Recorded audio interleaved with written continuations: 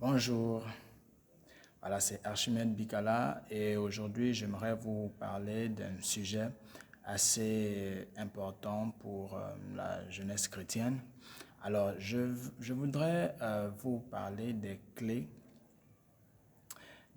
nécessaires pour vivre une vie de jeune chrétien épanoui. Donc, les clés nécessaires pour mener une vie en tant que jeune chrétien, mais une vie tout à fait épanouie.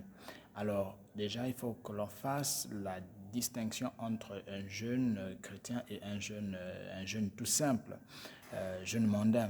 Voilà. Déjà, l'âge du jeune homme, de la jeune fille, c'est cet âge qui est compris entre 15 et 25 ans.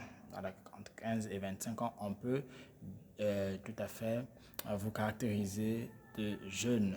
Et un jeune chrétien, c'est donc celui-là, dans l'âge est compris entre 15 et 25 ans, mais surtout qui a donné sa vie au Seigneur et qui, par l'aide du Saint-Esprit, mène une vie exemplaire selon la volonté de Dieu.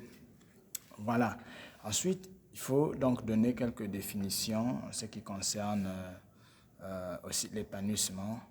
On dit que l'épanouissement, c'est le fait de pouvoir acquérir la plénitude de ses aptitudes intellectuelles, spirituelles, émotionnelles et même sociétales. Voilà. Donc, c'est atteindre le maximum, atteindre l'apogée, atteindre le sommet de ses qualités, facultés intellectuelles, émotionnelles et ainsi de suite.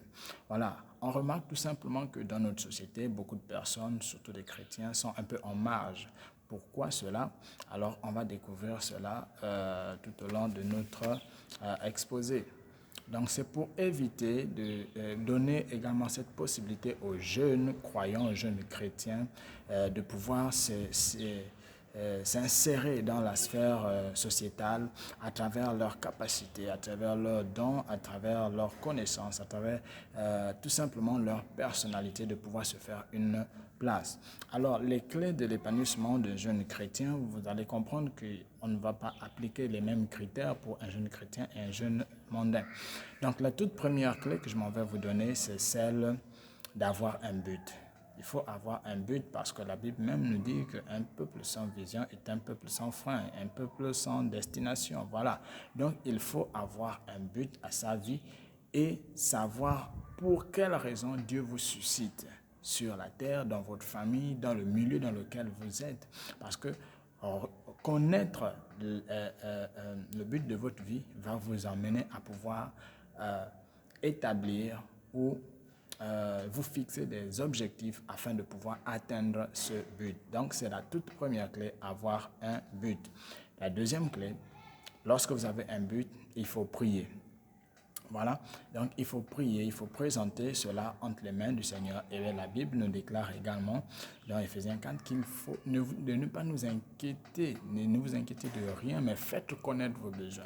Donc faites connaître votre but, faites connaître vos objectifs, faites connaître votre plan selon ce que vous aspirez, ce que vous désirez. Voilà, mettre-la en prière afin que le Seigneur, par sa grâce, vous ouvre les portes lorsque vous avez fini les études, lorsque vous revenez d'étrangers, voilà, après avoir obtenu votre diplôme, il faut toujours prier afin que Dieu vous donne le canevas, Dieu vous donne la direction.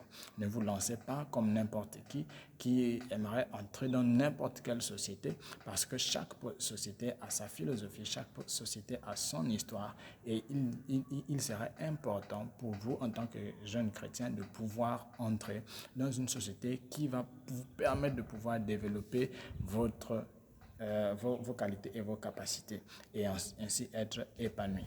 Voilà. La troisième clé, donc, ce serait de connaître la parole de Dieu. Celui qui connaît la parole de Dieu ne peut pas être méprisé, ne peut pas être marché dessus. C'est-à-dire qu'on ne va pas bafouer ses valeurs. Voilà. La parole de Dieu vous donne du crédit. La parole de Dieu vous donne du poids. La parole de Dieu vous donne tout simplement de l'importance parce que vous connaissez le Dieu que vous servez et celui-ci vous met à la place qui vous convient.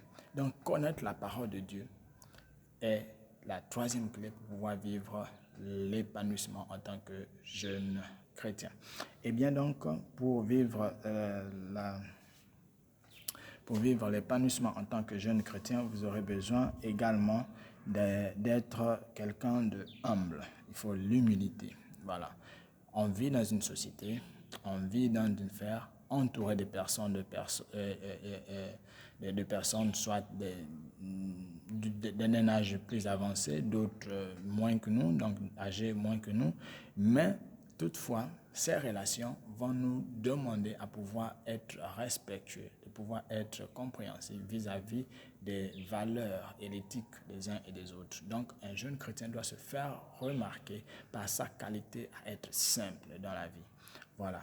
Donc, ce sont les premières clés que je vous donne et la suite, je vous donnerai la suite des clés, des conseils pour vivre la vie de jeunes chrétiens épanouis dans une seconde vidéo et je vous dis à la prochaine.